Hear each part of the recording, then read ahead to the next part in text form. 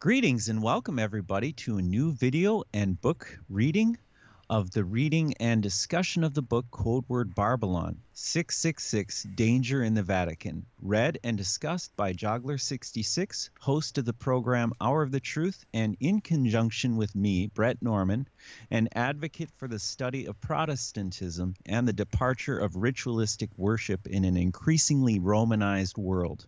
Today is December 21st, 2017, and I would like to introduce my dear friend and brother in Christ, Jörg Glismann of Belgium. Jörg, how are you doing today? Oh, thank you for the warm welcome, Brett, and I love the introduction you just did. Great. I'm quite fine. Yeah, I'm quite fine.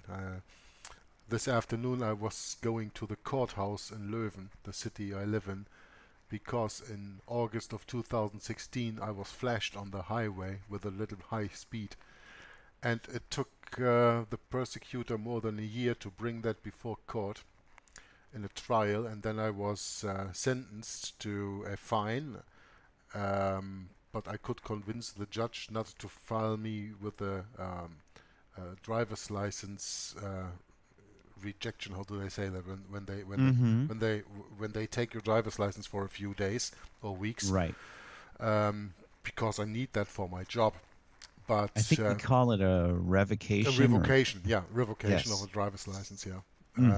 But the persecutor was not satisfied with that, so she went into higher appeal, and I had to appear again. And that was more than a month ago.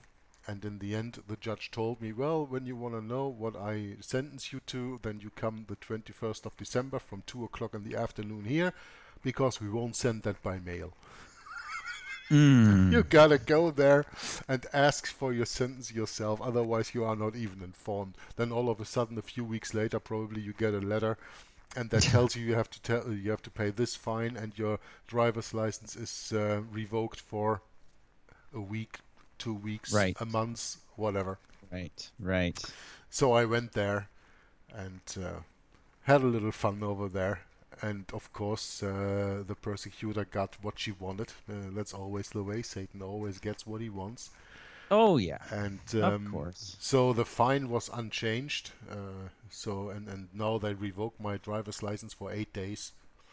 And, I don't give a rat's ass. I give it to them. If I stop driving, I don't know. And it still takes a few weeks until that sentence comes through. But that showed me once again in what kind of a system, quote-unquote system, that we are living. In a system where you even have to go into that city to ask for your sentence.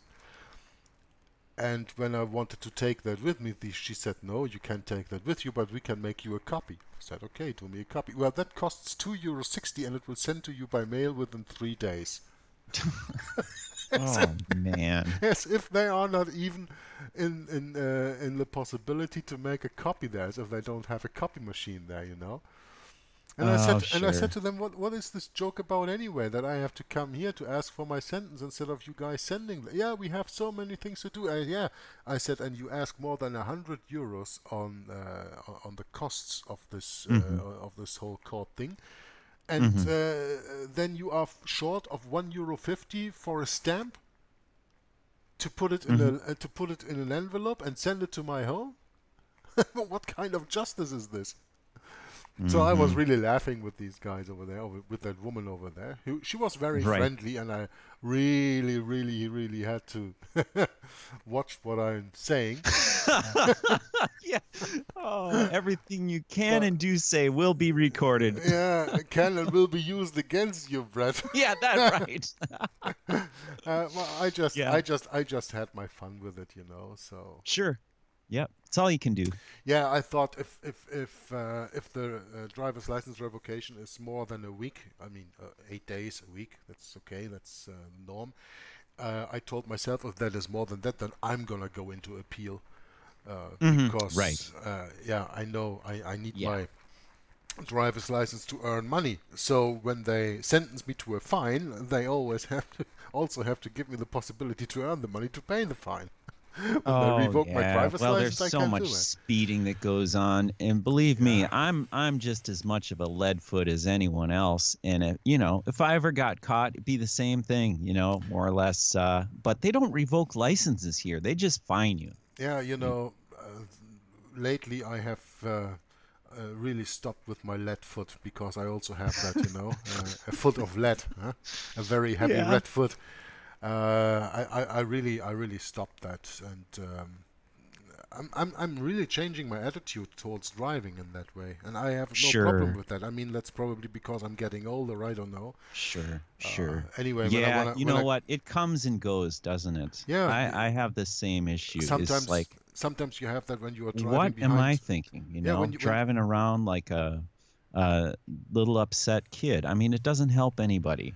right, and sometimes when you drive behind these idiots who cannot drive anyway, then you I are know then that's you what gets me. then you are forced to overtake them and all that stuff, and then Yes. you are going to be aggressive, even though that you actually don't want to be. But Yes. Brett, this system makes us aggressive because It this does. system works against our nature. Yeah, It it does. It speaks. does. This system is always about control, about authority above us, an Hmm. authority that we as Bible-believing Christians have problems to accept because it is not ordained from God in the way that we understand the Bible.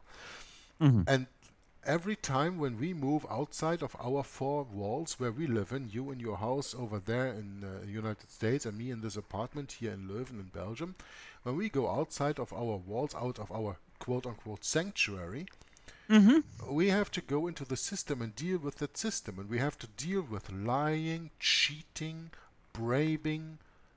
I don't know Hmm. what else word you can make. Yeah. Bribe. You Yeah. can Right. you Bribing. can tell Yes. about these guys in the system that we Oh are, yeah. and you are in when even when you just go drive a car, people are so selfish Oh in yeah. Yeah. traffic Yeah. today. Sometimes Well, they especially when the traffic gets bad. yeah, Yes. the point is that it costs them apparently a lot of money just to sit there with a little smile and somewhere here and there wink somebody in front of you and say, okay, maybe I have priority here, but hey, you can go because it's going slow anyway. You come from a little side road and you want to go in there. I don't have no problems doing that anymore. I never had problems doing that anymore, but other people often of the times do. And Hmm. that Right. makes you when you go into that traffic, when you go there, that can even make you aggressive sometimes, and that See, is that's exactly it. and It's that is called contagious. Yes. that is what I It don't is want, because that contagious. aggressivity comes from the devil. Hmm. And It does. I don't want the devil to have any grip on me. I want Jesus Christ to have a grip on me 24/7. I Huh? know it's sad. I don't know. You probably have as much of schedule as me. When you drive around doing deliveries, sometimes you have 45 minutes each way, Mm. and you're fighting all this traffic, and it's stop and go, stop and go, stop and go. And I've found several things have helped me in the past. One of which is a little diffuser to put some essential oils into, and just smelling those oils actually really calm me down, and I can just let all of that uh, worldly aggression just kind of just go the way it goes, and Mm. you just kind of deal with it. But there are times when you lose patience. Yeah, and that's what you shouldn't. I know. We should be in control of ourselves and not get Yep. ensnared by the game the devil plays with us. Yeah, that's And right. that's the message that I want to bring out, because the people say, hey, you come here to read Codeword Barbelon, not to babble about all this stuff I'm not interested in. But I can Yeah, tell you this gibberish, or whatever you want to call it, to me it is very interesting to do also, because we are dealing with this life here on this in this world. And Jesus yes, said that we are living in this world, but we are not to be of the world. And that's right. that is the big danger, that when we associate ourselves with the outside world, where we have no choice, because we have to do that because we need to drive, we need to earn our money, we need to pay taxes. Yeah, we have to give Caesar Hmm. what is Caesar's, and we have to give God what is God. And as long as we use the money of Caesar, we have to give Caesar what Caesar asks. That's a That's very simple right. point. A lot of people don't understand that very simple message from Jesus Christ. give to Caesar what is Caesar's and give to God what is God's. But as long as we use Caesar's money, we have to give Caesar the money. And we have to pay our bills. We have to pay our rent. We have to pay for our food. We have to pay for our obliged insurances for the car and all that stuff. We have to pay for our gasoline. Therefore, we have to earn money. Therefore, we have to go in that system. And trying to not to get entangled in that system while we are in it, actually, is a very hard thing to do. And therefore, I just think it is sometimes here and there a little bit interesting to reflect on that when you come home and just take a few minutes and ask yourself, what have I done today that is not correct? I have sinned, right. you know, because every time when you come back to your home, when you come from that system into your own four walls again, whether they are yours or you rented is not the point, and you are back in your sanctuary, you have to reflect on the sins that you committed. And I can assure you, you did sin. You cannot not sin when you are out there in the kingdom of Antichrist, moving around and be there. You have to sin. You cannot even avoid it. And that's the bad thing about it. And I hate sinning because Jesus saved me and protects me from sinning. So at least when I come back here into my sanctuary, I know that I have been sinning. I have been sinning by, you know, speeding on the highway. I know. Yes. But yeah, you know, here and there. Why do you do that? I don't know. Anyway, I don't want to get too deep into that. And if you don't have any more comments on that, then let's go back to the book, Codeword Barbelon. Please, I'm all set. Which is absolutely on the agenda for us to read. We are only on page 19, and we still have a few hundred pages to go in this volume and another volume, but I love it. I love the recordings we did so far, and I really want to continue today in the under chapter that is called A Great Secret, the Constitutions of the Jesuits, because we were dealing with the Secreta Moneta, that were the secret instructions of the Jesuits the last time, and now we are going to deal with the constitutions of the Jesuits. And I have a little surprise for you prepared, and when time is due in the reading I will mention that one. Okay. Is it okay for you, Bret, when I start reading then? Please, go ahead. So for everybody who follows us in the reading of the book, this is on page 19, on the third part of the page, A Great Secret, the Constitution of the Jesuits. And don't forget, the undertitle of the book, Codeword Barbelon, is also The Sons of Loyola and Their Plans for World Domination. They have the plans and they execute them. And for these plans they have made up their own constitution, and now we are learning about right that. The constitutions are the articles of incorporation of the Society of Jesus. They are in fact the Alpha and the Omega of Jesuitism. Jesus Christ is the Alpha and Omega of everything, and the articles of incorporation, the constitutions of the Jesuits, are the Alpha and Omega of Jesuitism. The constitutions first gained official sanction on September 27th in 1540, when Antichrist Pope Paul III, after careful consideration of Loyola's plan, exclaimed, "Hoc est digitus Dei!" This is an act of God. I think I mentioned that already in the last reading, if I'm not mistaken. Don Ignatius de Loyola, and he has a lot of names. Inigo, Ignatius, and so many other names. Probably will come along a few others also in other books, but it's always the same person. Don Ignatius de Loyola. Ignatius was, by the way, a name that he took later in his life. Inigo was his initial name, but he Romanized it.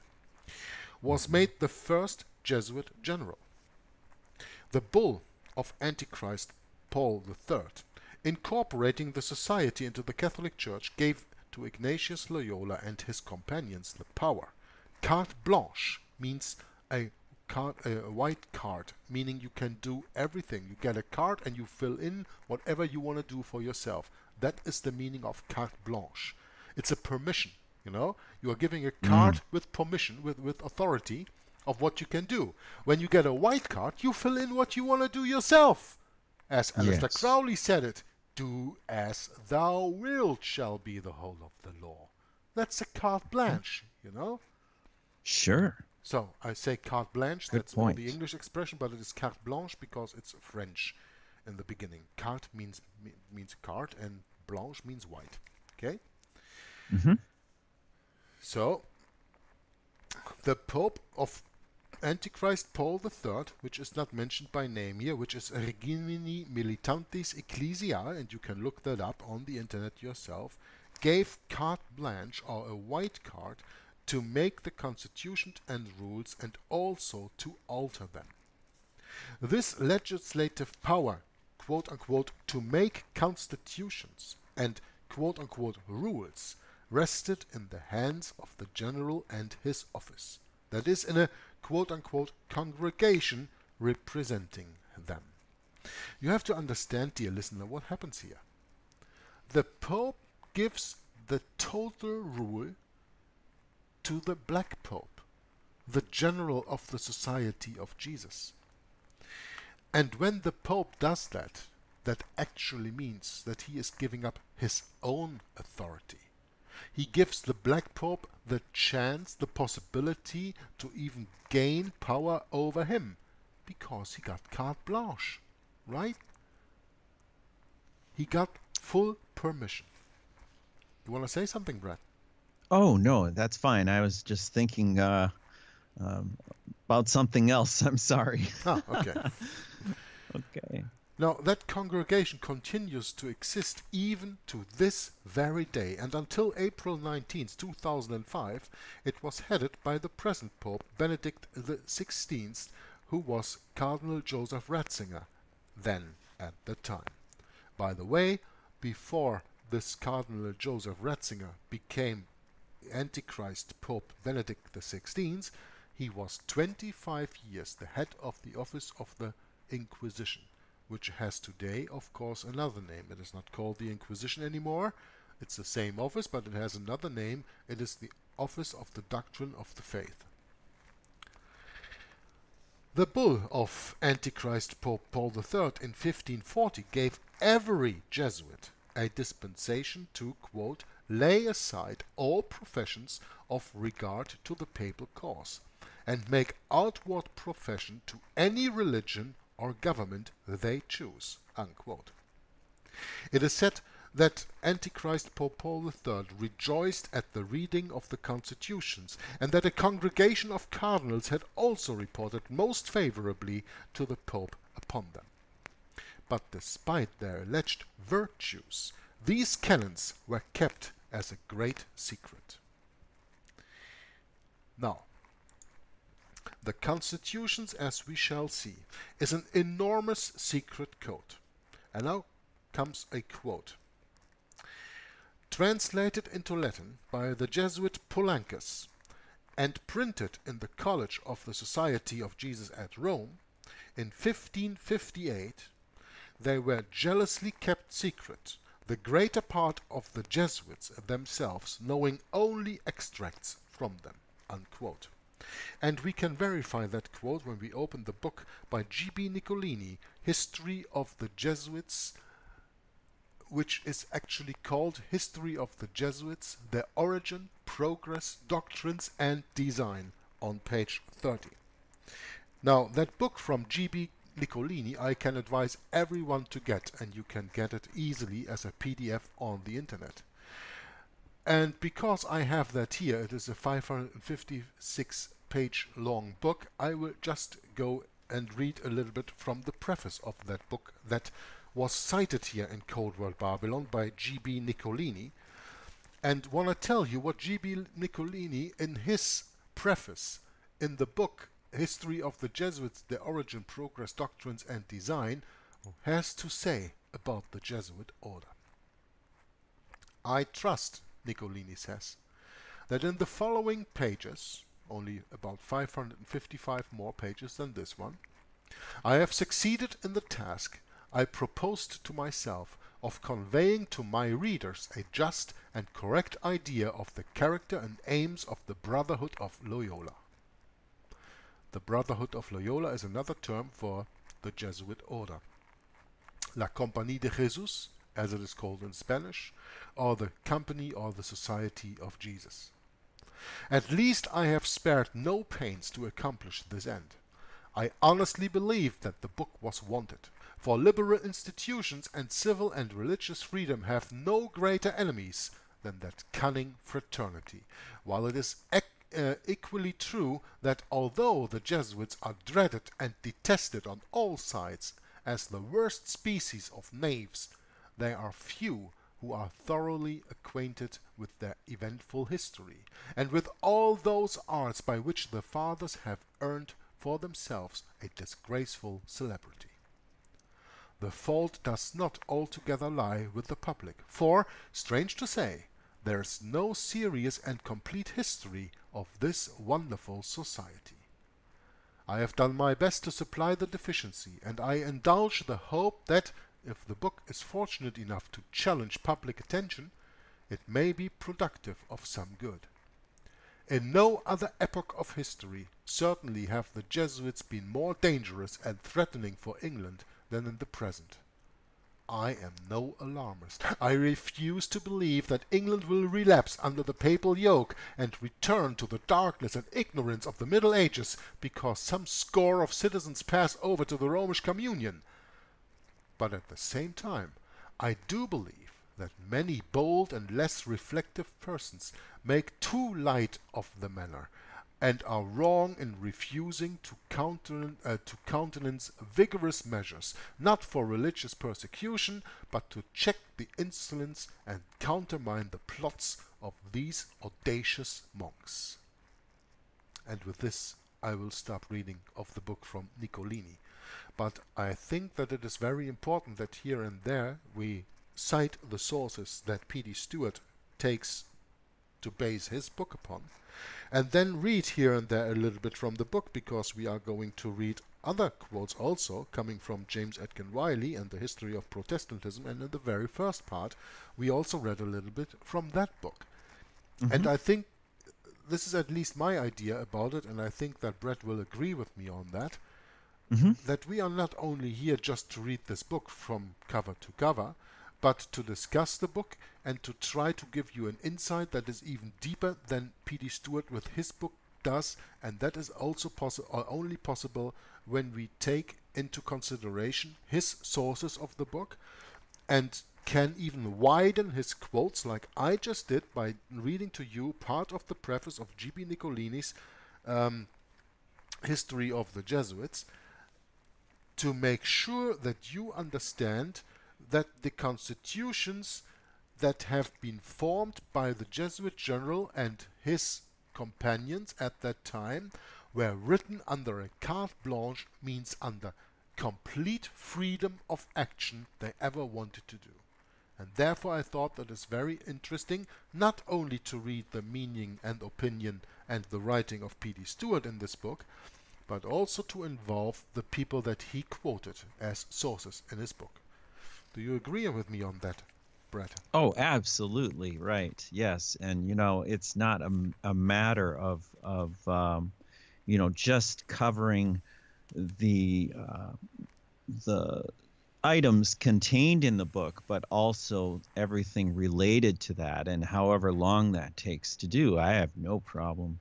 If this takes 300 recordings at an hour apiece, it's not a problem for me. Whatever, the sky's the limit, and I'm not going to put limitations on any of this because it all is very relevant today. It's been swept under the rug. People don't really recognize what a Jesuit is in the mainstream, nor do they care. And, it's about time that somebody, becomes active in starting to fact check what's going on with this government we have today. It's not really an easy thing to do, Jörg, is it? No, it is not an easy thing to do, and it requires a lot of research on your own. And I think that it is also very important that we point our listeners and viewers of the video to the point that it is not done by only listening to us when we cite things from the book from P.D. Stuart on the one hand, from his sources on the other hand, or from the Bible on the third hand. I think it is absolutely necessary. It is obligatory. It is, what else strong words do you have in the same sentence, in the same sense? It is of initial substance, importance that everybody does his own research. You cannot rely on what other people tell you. Jesus warns in the Bible, be not deceived by men. That's right. And why did he say Take heed that? that no one deceives you. Yeah, and why did he say that? Because he knows there are false teachers out there. And Jesus knew that only the truth that you find out for yourself is the truth you can expect for yourselves. I have it very often on the videos that I release, whether in German or in English. In Dutch I didn't have even one comment yet, but in German or in English I get comments on my videos. And I am so sick of people when I speak about, like in the very first chapter of Behind the Dictators, on the subject of the Jesuits, Jews and Freemasons. And I'm so sick of comments of people who are just parroting what they have heard on David Icke's broadcast, what they have heard under Alex Jones, what they have heard or read when they studied Tex Mars and all that stuff, and listen to them. And they are just parroting what these guys are saying. And I am mad at these comments on the one hand, and on the other hand I pity the person who does that, who is not willing to look beyond the horizon, to widen his view and to say, I have to do my own research because maybe it's comfortable that everybody tells me that, but you know what everybody tells me, maybe that is not true because everybody tells it. And we know from the Bible that the majority is always wrong. The majority never was right. Yep, the wide gate. Yeah, and that's the same situation we have to deal with today. And therefore I find it of utmost importance, that was the expression I was looking for, I find it of utmost importance that you do your own research. And you know what? Do. And when you do, and you find out for yourselves that what we say on this broadcast is right, come back and listen more to us. And again, check us. And then advertise us on any social media that you are using. Facebook, Twitter, Pinterest, I don't know, whatever social media you are on. Re-upload this work on YouTube channels, on Vimeo channels, on Dailymotion channels, on I don't know what else video platform is out there. If you are convinced that what you are listening here to is the truth, then get it out. Because when you know the truth and you don't warn your fellow brother, you betray your fellow brother. It is your duty to share the truth when you know it.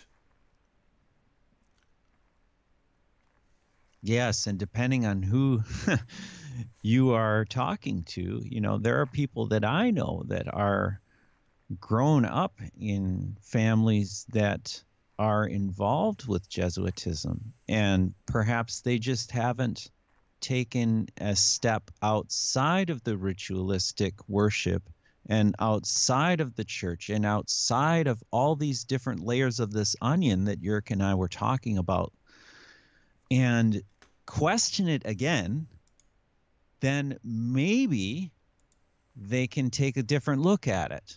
Maybe. But that's not up to us to decide, is it, Jörg? No, it's not up to us, but you know, many people are using comments to judge the people who are making the video on what they say without even having studied the subject on their own. Oh, yeah. And I think that is really a problem. I have no trouble with anybody telling me that I am not telling the truth if actually I am not telling the truth. If I am not telling the truth, then I want to know it because I am standing for the truth. All I want is the truth, nothing but the truth. When I am betrayed and I don't tell the truth, then wonderful, show it to me, prove it to me, and I will recant and I can set the record straight. But don't attack the message, or even don't attack the messenger just because you cannot deal with the message. Just because I am the first one, or Bret is the first one to tell you what the Jesuits are really all about. Because we studied it. Yes, It I is have not a. because Mhm. you are attending a Catholic or a Jesuit school or whatever institution, and you think that the Jesuits are the finest men on this earth, that is also that the way. You have to look behind the curtain. You have to be assured of that there is an esoteric and an exoteric teaching. Exoteric for the lay people outside and esoteric for the initiated. And not the Jesuit on the ground, the lay Jesuit, let's say. He does not understand what the hierarchy understands. He does not know what the hierarchy knows, because they Mhm. are all as corpses. They have no own mind, and they don't even question any order Yes. given to them. Yes, and they require the laity to be that way too. Absolutely. Yes, and that's what this is all about, is that, when we're on YouTube and we're making discussions on these horrible videos out there, uh, don't take it personal, but there's some really, really horrible videos out there that you just can't help but just you scream at the top of your lungs. What are you thinking? you know and you have to say something sometimes, and then these people come back at you. And this is the problem, is, do they know their Bible? Do they even know about uh the entire hatred for the Word of God that the Catholic Church holds for the Protestant truth of the Bible? Whoever talks about it? Where do you ever hear about it? You don't ever hear about it. Nobody's talking about it, not even in the pulpits of these churches that claim to be Protestant, because they've been taken over by Jesuitism. you know The seminaries have been taken over already since more than 50 years. Yeah, yeah, that was the that's first right. thing. That was the first thing they did, starting with the Emancipation Act in 1829 in all England. And Wow. out of that came the Oxford movement in the 1830s. And in the 1870s and 80s, they started forging the Bibles. That's right. And Tom did a really wonderful reading of You that know, book by James this, Aiken yeah, Wiley. Roman Civil Liberty by James Atkin Wiley. Yes, Yeah. yes, You know, fantastic. the, I advocate always to read the King James Bible, and Bret does that Mm-hmm. also. And there are Mm-hmm. a lot of people who attack us on that. But before you attack us, have you ever thought about why doesn't someone who promotes the NIV attacks someone who reads of the ASB or the Mm-hmm. NASB or the New King James? No, because all these corrupted Bibles are in agreement. They are in the agreement on the basis of the Schofield Bible, which is the first Bible that was written with its comments to direct the people to futurism. Futurism, the greatest deception since the Garden of Eden, that the 70th week of Daniel 9 verse 24 through 27 is unfulfilled and deals actually not with Jesus Christ but with some future Antichrist who will come there in the future. And we don't need to care for about that because we are being raptured out anyway before. But I don't want to stray now to that other subject of futurism. I have been doing that in a lot of other videos and on my playlists, Inquisition Update and everything. You can hear Tom Fress speaking about that, and that is not the subject of today. But the point is, whenever I advocate the King James, I'm being attacked on that. If I ever Mm-hmm. advocate the NIV, nobody will attack me on that. Now ask That's yourself, right. why is always only the King James Version being attacked? Because the Word of God is under attack. And the Word of God is under attack especially from the Society of Jesus, who have been formed for one reason and one reason only: to bring an end to Protestantism and to make sure that the Pope will rule the world as he did before Protestantism even came up. When they succeed in annihilating the complete Protestant movement, they succeeded in putting the Pope up as the world leader that all media already now want to put him in that position. Like when Pope Francis was elected in Time magazine in 2013 Man of the Year. Pope of the world. And you know, P.D. Stuart's latest book that we are still awaiting to come, Pope Francis, Lord of the World, deals with that subject. And when you give the reign to Antichrist, you take away the reign of Christ. It's very easy because you cannot serve two masters. That's right. Okay, shall we go on reading? I have a quick quote from 1 Corinthians, Jörg. Sure. 1 Corinthians chapter 2, verse 14, but the natural man receiveth not the things of the Spirit of God, for they are foolishness unto him. Neither can he know them, because they are spiritually discerned. And that was 1 Corinthians? Mm-hmm. Chapter 2, verse 14. Chapter 2, verse 14. Well, very interesting that you bring that up, because in the very first words it says, but the natural man receiveth not the things of the Spirit of God. What is the natural man? The natural man is every man who is born into this world and who does not know the Bible, who does not know the Word of God, who does not know the Spirit of God.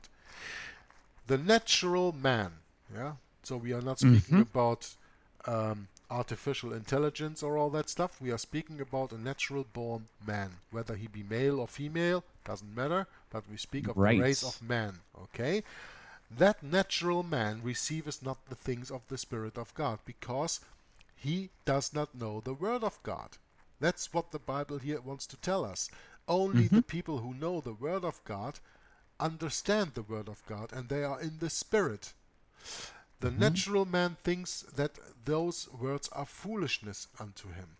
Of course, because he has never been made known. They have never been made known to them. And this system, dear brother and sister, this system is made to make us all the natural man that receiveth not the things of the Spirit of God. That is that whole system, this whole world where we live in, made for. To make us all victims of 1 Corinthians chapter 2 verse 14, as Bret just found and read to you.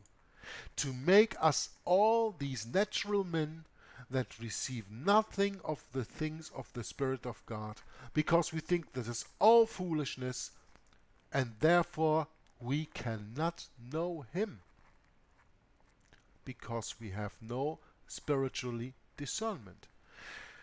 Why do these natural men born into this society don't have any spiritual discernment? Because spirituality is taken out of this world. The Bible is taken out of this world. People today, when they are children, don't grow up with the Bible in their hands anymore, but they grow up with smartphones in their hands and with iPads and all that stuff. And they maybe can play computer games and kill other people at the age of 4 or 5, but they can't even write a sentence and don't understand our living God. Now, I don't want to go into a big side discussion on this point, but 1 Corinthians chapter 2 verse 14 is very interesting by Bret to bring this up, that we understand that the Bible warns of the natural man who does not receive the things of the Spirit of God, and this system is made therefore to make us all exact this natural man. That is the essence of the sentence that I want to tell you. Sure, and it really relates to the constitutions too of the Jesuits, because they go exactly against this, I would say. Yep. So that's it. So then I will continue on the middle of page 20 in the book. From paragraph 85 of the French edition of the Constitutions, we read, quote, "It will not be necessary for the novices to see all the constitutions, but only a set of excerpts," unquote. That's what I said already, in other words, in the beginning of this broadcast. Esoteric and exoteric, and knowledge only by need to know basis. The novices It will not be necessary for the novices to see all the constitutions, but only a set of excerpts. This reminds me of when I read Romanism and the Reformation, and Henry Gretton Guinness was quoting from Daubigny's History of Protestantism of Martin Luther when he found the Bible, that Martin Luther thought, well, this is all new to me. I have only known this and this and this from the Bible, and I thought that was it. But now there are all of a sudden so many more verses, so many more books. He did not get acquainted with the whole Bible. He was only shown excerpts, and these excerpts made him a fervent Roman Catholic. He even was such a fervent Roman Catholic that he joined the Augustinian order and went into a cloister. You have to understand that. That was the kind of brainwashing, because they did not show him the whole truth. They showed him only a part. The novices of the Society of Jesus are betrayed in the same way, because they only know a set of the excerpts of the constitutions. Paragraph 199 states, quote, "For those Jesuits who do not understand Latin, an explanation of the constitutions is enough." So when you are not smart enough to understand the language this is originally written in, you will only get what other people tell you in their own language about it. Now, this is exactly what happened through the Dark Ages in the churches. The Bible was forbidden. The Mass and the whole service in the churches in the Middle Ages was held in Latin, which nobody understood. And even when they understood it, they did not have the possibility to check it, because they were not allowed to hold the Bible and to check what the pastor said or the priest said from the pulpit, to check it with the Word of God.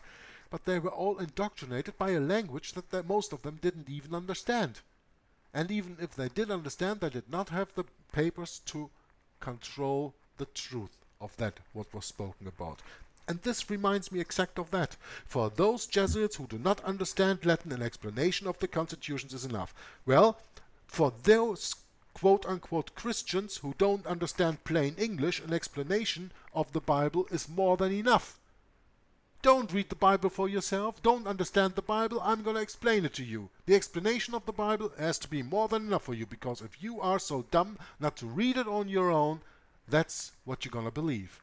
And that's what you do when you run after all these different teachers, whether on the internet or wherever, and you just parrot what they say. Yes, there's an old saying. It goes, "We get what we deserve," or "you get what you deserve." Yeah, that's and also that true. Comes into play, for sure. So those Jesuits who do not understand Latin, an explanation of the Constitution is enough. And so, for over 2 centuries after its creation, the Constitutions was concealed from the knowledge of the world, and its contents shielded from all but a few of its members, until 1761, when, by quote-unquote accident, or maybe God's providence, quote, "they were at last dragged into the light from the darkness in which they had so long been buried," comments James Atkin Wiley. For as the Latin proverb says, "veritas temporis filia," truth is the daughter of time.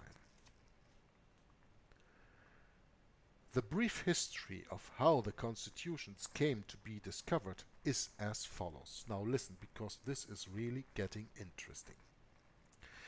Having been driven from France in 1594 by the French legislature, partly for their influence in the land, having been proved by the Dreyfus affair to be excessive, and partly from their fear of their regicides, they attempted the life of King Henry VI, which crime occasioned their first banishment from that country as, quote, "a society detestable and diabolical." Yeah, that quote comes from Niccolini again. We read that, right? And I want to make another comment here. I was just telling you that partly for their influence in the land having been proved by the Dreyfus affair to be excessive. If you don't know what I mean by the Dreyfus affair, then I can turn you to the book The Secret History of the Jesuits by Edmond Edmond Paris. Paris. Thanks. Yeah. By Edmond Paris. And there you will learn of the Dreyfus affair. And I know that because I am still busy reading that book. I have done 12 or 13 videos so far, and I'm almost in the middle of the book now. And there it deals with the Dreyfus affair, and you will see how they used Dreyfus to blame the Jews for politics in France. So I'm not going into that right now, and I don't care because I cannot keep everything in my little brain. But I tell you, if you want to know about the Dreyfus affair, then you have two books that I can reference you to. The Secret History of the Jesuits by Edmond Paris is one, and Behind the Dictators by Lehman is another one. And he also deals with the Dreyfus affair, but not in that depth as Edmond Paris does. It's very, very interesting. Very, very interesting. So having been driven from France in 1594 by the French legislature, partly for their influence in the land, having been proved by the Dreyfus affair to be excessive, and partly from fear of their regicides, they attempted the life of King Henry VI, which crime occasioned their first banishment from that country as a society detestable and diabolical. The sentence of the Parliament passed in 1594 further ordained that all the priests and scholars of the College of Clermont and others calling themselves the Society of Jesus as being corrupters of youth, disturbers of the public peace, and enemies of the king and enemies of the state should depart in 3 days from their house and college, and in 15 days out of the whole kingdom. Also, this is a quote from James Atkin Wiley's History of Protestantism. This College of Clermont, also known as College Louis le Grand, opened in 1563 as a Jesuit prep school for young men of noble lineage, is still situated on the Rue Saint-Jacques, which is the name of the last Grand Master of the Knights Templar Order, Jacques de Molay. Rue Saint-Jacques, or Street of Saint Jack, if you translate it into English. Rue Saint-Jacques. He was the last Grand Master of the Knights Templar Order, and when he was burned on the stake in Paris, he asked for one favor: let me face Notre Dame, Our Lady, that cathedral that is there sitting on an island in Paris in the middle of the Seine River. That was a church the Templars built, and on the side that was facing the stake where Saint Jacques, or Jacques de Molay, was burned, was a figure of Baphomet, and he wanted to face that figure when he burned to death, and that wish was granted him. Whenever you have a chance to have a look at Notre Dame, or Notre Dame, how you probably say that in American English. Right. It's Notre Dame, Notre Dame. It's Our Lady. That's what it means. Wow. Whenever you have a chance of have a look at that church, I was there 3 or 4 times in my life. I've walked through it, and I never understood what all these ghouls and demons and devils are doing there. These figures, the figurines they put out there on the whole church. I never understood it. Of course, I had no idea of the Bible anyway at that time. I was ignorant as nothing, but, you know, have a look at for yourself, and maybe when Bret has the possibility to put some pictures here in the video of Notre Dame, you will see and understand what I mean. Thank you for that, Jörg. Thank you very much, because, you know, we don't really I never really registered with you know, my dad was named Jack. So that's why I laughed when I heard you say Jack, you know, because oh yeah, hi Dad. Just kidding. But, I mean, you know, this is the kind of ignorance that we're dealing with. You know, we're not really you know, that's one of the reasons I think this life is so important. There's a lot of things that aren't really clear, Jörg, you know? It's not clear what the enemy is doing, you know? We have to reason that through in our own minds and make up our own decisions, is what I wanted to say, so. Mm. So continuing in the book, we note, by the by, that it was this college, Louis le Grand, the students were taught, quote, that it was allowable to kill kings, even the king regnant, when they were not in the church or approved of by the Pope. Oh. This goes back to the INRI of the Jesuit Oath. Bingo! This goes back to, what is that called, INRI? Yeah, Latin. Yeah. It has two meanings. It has two meanings. Yeah, it does not mean he's the savior of the world, what they tell you because they hang it on the cross. That's what everyone thinks it means. That's right. Negra in, what is that called? Impious or... Yeah, something like that. It is just to kill heretic kings. That's what it means in English translated, INRI. And they use that on the Jesuit Oath. Yep. You know? Yep. That's right. I can bring that up. I have this in German here. I have that written somewhere here. INRI. Oh, come on. Mm-hmm. Oh, this. Yeah. It says here. Well, it's in German. Iustrum necar regis impius. Iustrum necar regis impius. Or a little bit English. Iustrum necar regis impius. Means it is just to kill heretical kings, destroy their governments and rulers.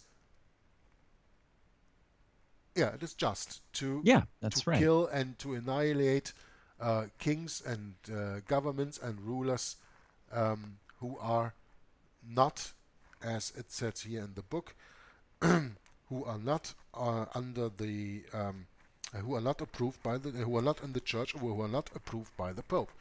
So this, what we are reading here, goes actually back to the oath of the Jesuit order, but we will not go into that right now because later in the book, P.D. Stuart deals with that. Oh, we'll certainly get deep into it there. He deals with that. So, but this is just, you know, we are in another part, and it says here that it was allowable to kill kings, even the king regnant, meaning the one who was reigning at that moment, when they were not in the church or approved of by the Pope.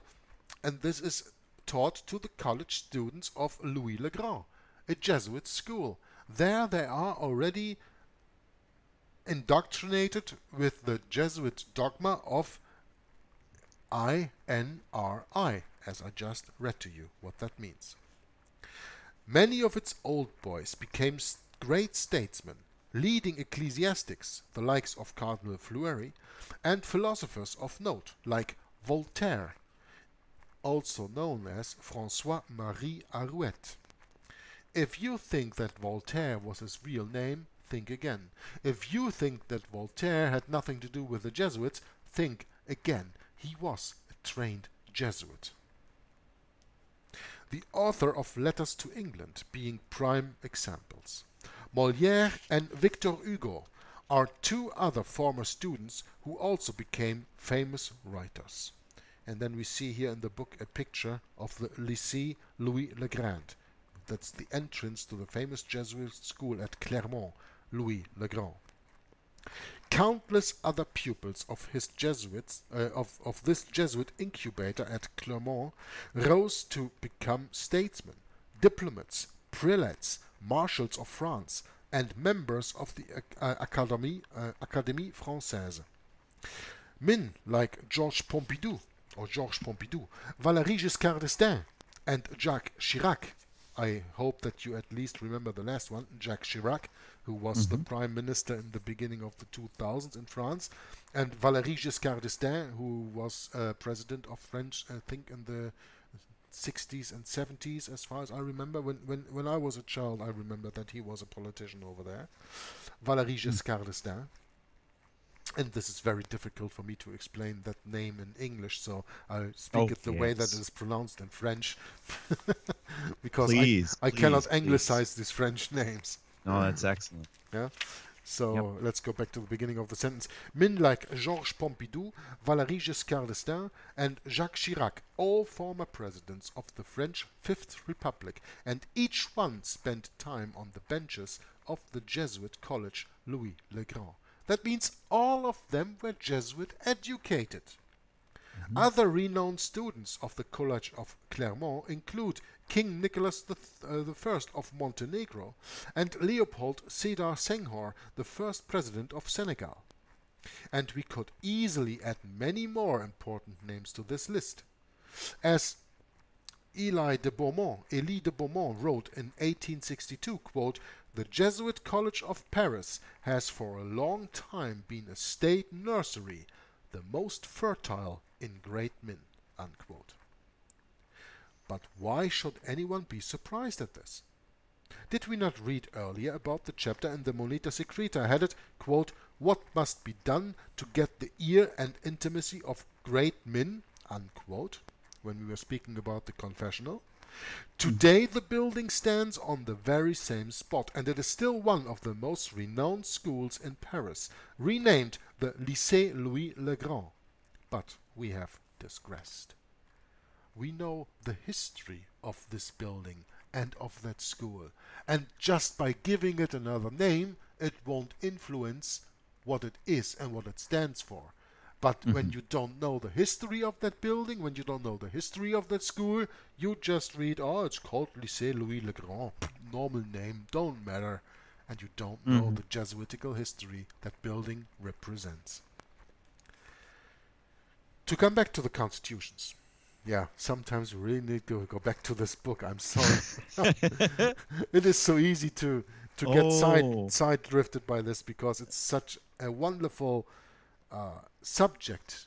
When you are speaking of the Jesuits, you are going from the ones to from one part to another, and you come from the 100s into the 1000s of details, and they are all so important to form a complete picture.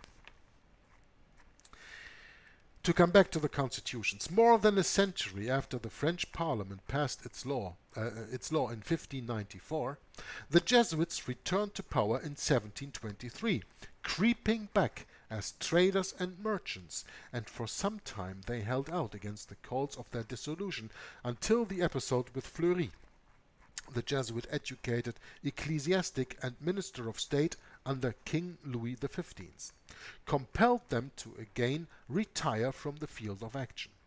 In 1731, the French public was treated to yet another scandal involving 23-year-old Catherine Cadière, who accused her Jesuit confessor, Jean-Baptiste Girard, of seduction, spiritual incest, witchcraft, and the heretical doctrine of Quietism. The Cadière affair revived the long-held fears that, quote, "the Jesuit order was a foreign body penetrating the Gallican Church and the Crown," unquote. And this is taken from an 18th century study book, volume 2, from the Hopkins University Press. Now, what I want to say to this is the Cadière affair revived the long-held fears that the Jesuit order was a foreign penetrating the Gallican Church and the Crown. A foreign body penetrating the Gallican Church and the Crown. What is the Gallican Church? Well, the Gallics are the French. And the French Catholic Church always was a little bit different from the Roman Catholic Church. That's why it's called the Gallican Church. Like the Anglican Church is different from the Roman Catholic Church. In core, they are Catholics, but they have their own hierarchy. In French, you have the same thing.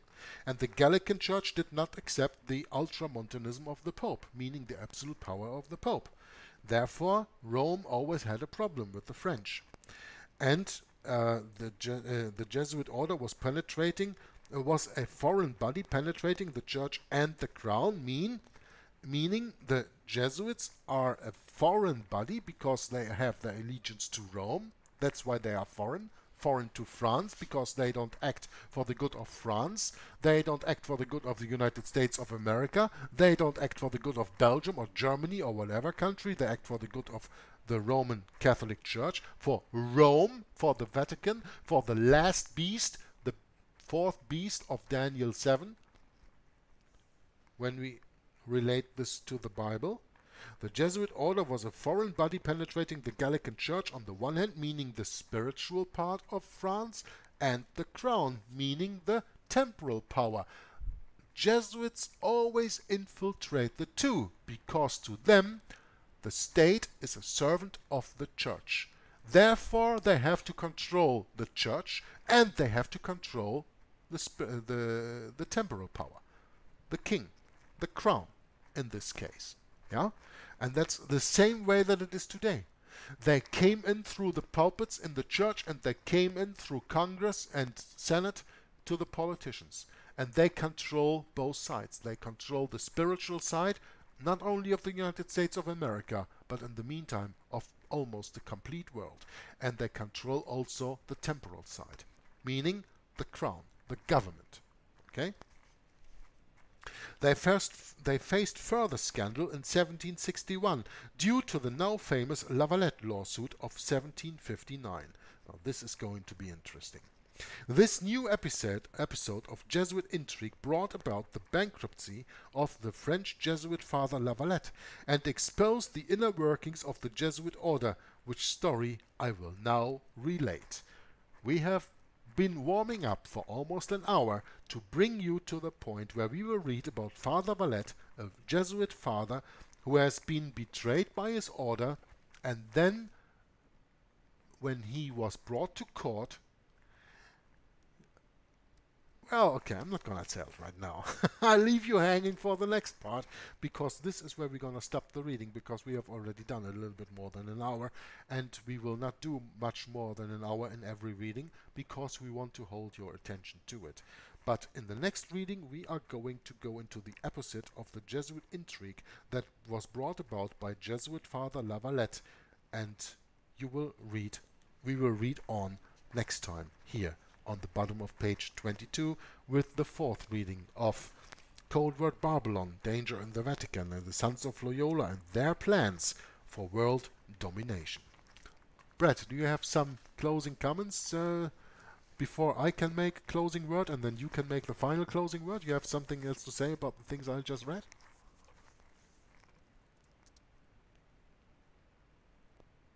Okay, I guess not. So then I will bring this to an end, because I don't know if maybe Bret has fallen asleep there or muted his mic and cannot find the knob to turn it on. And I thought my mic was on. I'm sorry, everybody. Your mic I is could on. edit that out too, if you wanted, but no big deal. No, why? Yeah, I was just going to say, that's fine, Jörg. Go ahead and make your closing remarks. Yeah, then I'm going to make my closing remark. I'm sorry. Sorry. I'm sorry we didn't go for the whole hour on the book Codeword Barbelon, even though that is needed, but I think that also the other information that you got in the first 10 to 15 minutes of this recording might be of interest to you. And for the rest, again, I can only repeat myself by saying and hoping and praying for that you not only listen to this, but you start do your own research and measure your own research on the truth that we say here. Mm-hmm. That's all that I have to say. Thanks for watching, thanks for listening, and until next time, Jogler66 from Hour of the Truth signing off says bye-bye. And Bret Norman says bye-bye, and hope everyone is doing well, and please consider reading your King James Bible. Bye-bye.